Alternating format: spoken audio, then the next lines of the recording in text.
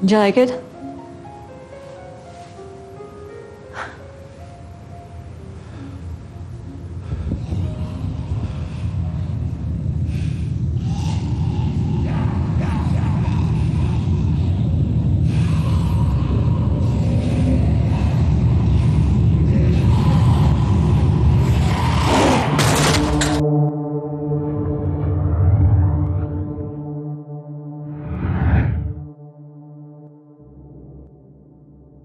Following Teddy's nuclear strike, a large part of Texas has become an irradiated wasteland. Trying to survive in that wasteland is a lone survivor named Will. Grown tired from the constant survival and unwilling to defend himself, when a walker approaches him, Will is rescued by a group of survivors who kill the walker and take a photo of it. Will is then brought to a fortified large tower, which is run by Strand. Strand has set up a thriving settlement in the building since it is one of the last radiation-free zones in the region. With Strand acting as king, general and emperor merged in one body, he decides to not let Will be part of his community and tells him to leave, until Will shows him a medallion that Strand once had given to Alicia. Wanting to find Alicia, Strand has Will take him and his men to the location where he found the medallion. However, Strand soon finds out that Will is lying and demands that Will give him Alicia's location, but Will refuses. Strand then finds a hint to the Franklin Hotel and they journey to the bunker underneath the hotel but find it deserted. They do find a note left for Will by Alicia containing the word Padre. Back at Strand's tower, he, Will and Howard stand on top of the roof when he decides to push Will off the tower to his new life as a walker. In the submarine, Morgan and Grace are trying to raise baby Mo. But when supplies run low and with the dangerous radiation outside, Morgan informs Grace that he has built a car that can safely take them out of the radiation zone. Reluctantly, Grace decides to agree with his plan and the three of them embark on their journey. While moving through a town, Morgan crashes the car when Grace has a panic attack. They are then approached by a couple, Fred and Bea, and are held at gunpoint. The couple wants to kidnap Mo, but Morgan overpowers Fred and takes his gun. Attracted by the noise, walkers start converging on them and Morgan and Grace are split up. A mysterious stranger shows up and Morgan shoots him down, but the man is able to get back to his car and drives away. Morgan then finds out that Fred had killed his own baby, but before he can warn Grace about Fred, Grace has already shot Fred when he tried to kill Mo. Using his car as a bulldozer, Morgan makes it to Grace and Mo and they return back to the submarine. Back to square one and still hungry, they become happy when Mo finally starts crawling and accidentally stumbles upon a huge supply of canned food underneath the floor. Somewhere else, the mysterious man is revealed to be the twin brother of Emil, Josiah, who is hunting Morgan Jones for what he did to his brother. Having taken Teddy's bunker as their own after the nuclear detonation, John and June are counting the days until it is safe to go outside. But one day they discover a hidden room which turns out to be Teddy's murder chamber. John reveals to June that they had never found Teddy's final victim, Cindy Hawkins. Unable to sleep and hearing Cindy's voice, John opens the hatch and goes outside. After killing Walker Dakota, John believes that Cindy is right in front of him, only to realize it was just a walker when June kills it and saves him. Three strangers then approach them and they quickly retreat to the bunker. Soon after, they are buried in rubble when the beams of the bunker give way. Instead of helping June, John continues to look for Cindy, after June had told him that she had made up the radiation calendar because she didn't want to go outside. Outside again, John is met by the three strangers. He kills two of them, while the third enters the bunker and is about to kill June, but John makes it just in time and kills the third man. Just then, the cave-in reveals Cindy's body, and John's agony is finally put to rest. The bunker then collapses altogether, again burying both of them. Sometime later, John wakes up in Strand's tower, with Strand's men apparently having rescued them. After being escorted to a safe place by Isabel, the chopper pilot, Althea's group, including Sarah, are looking for Wendell, Sarah's brother.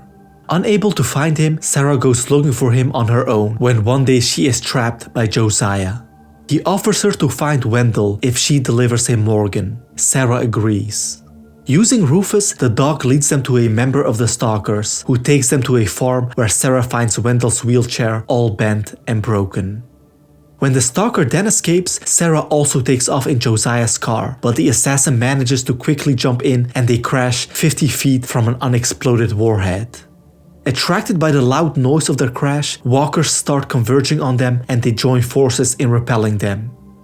Morgan then shows up, causing an enraged Josiah to fight him. When Josiah has Morgan pinned down, he holds Emil's head to bite Morgan, but Emil bites Rufus instead, forcing Sarah to cleave the head in two. Saddened by what he has caused, Josiah decides to team up with them. Morgan then tells Sarah that Wendell is probably in Strand's tower, and the three of them head there together. Strand confirms that Wendell is indeed inside, but that if he chooses to go to Sarah, he will not be allowed back in. Wanting her brother to be safe, she tells Strand to not tell Wendell that she was there. Meanwhile, the Stalker has returned to his group, taking with him the unexploded warhead, and tells them that he has exactly the thing they need. Stealing their produce back from a guy named Eli, Dwight and Sherry have become known as the Dark Horses. When going back to their hideout, which they share with the Larson family, they receive a call and answer it. Turns out to be Strand. He offers them a place at the tower if they can locate a woman named Mickey. After declining Strand's offer, they decide to find Mickey and team up with her to find Padre and Mickey's husband Cliff. Wanting to resupply for their journey, they go back to their hideout, but find the Larsons killed. When Mickey then wants to continue the search, Dwight finds it too dangerous and abandons the mission, even when Sherry decides to go with Mickey. Alone in the woods, Dwight finds his horse, but is ambushed by Eli. However, using a whistle, Dwight has his horse kick Eli, crippling him. He then finds photos of the Larson family, revealing to him that Strand had the family murdered. Leaving Eli to be eaten by walkers, he rides back to Sherry and Mickey, whom have made it to Mickey's old gym and are trapped by walkers. Together they kill all of the undead, with Mickey finally finding Cliff, only to realize that he has turned into a walker. They are then radioed by a mysterious person to meet. Arriving there, the mysterious man reveals to them that he wants to join forces in locating Padre. After leaving her van, Elle overhears the approaching CRM pilots on the radio talking about reclaiming someone. When the helicopter lands, she hides in her van and is joined by Morgan. They try to sneak away but are attacked by the CRM pilots. Elle is forced to tell Morgan that the soldiers have come to reclaim Isabel, the CRM pilot who had saved her group from the nuclear detonations. They continue their escape and manage to reach the rendezvous point with Grace. When they then run out of fuel, Elle has Morgan and Grace steal fuel from the chopper. But when the soldiers capture Morgan and Grace, Elle offers to surrender herself and give Isabel up to save her friends. The soldiers don't believe her and want to kill Morgan and Grace, but Morgan manages to take a gun from one of the soldiers and he and Grace escape. They drive to where Elle has made her cannon trap, with the soldiers also heading there. When the soldiers then arrive, Morgan releases the cannon and pulverizes the CRM pilots. When Elle, Morgan and Grace then drive off in the van, Elle tells them of how Isabel had chosen her above the CRM, but that Elle chose the reporter lifestyle instead of Isabel. Regretting her decision, she says her goodbye to Morgan and Grace and finds Isabel's location. Arriving there, she tells Isabel that she wants to be with her no matter what. At Strand's tower, a painter is painting a majestic portrait of him while he declines new applicants for entry in his tower, even declining Morgan and a sick Mo. But when he becomes unsatisfied with his portrait, he allows Morgan and Mo entry in the tower. Soon after, the tower is attacked by stalkers who are throwing walkers at the building.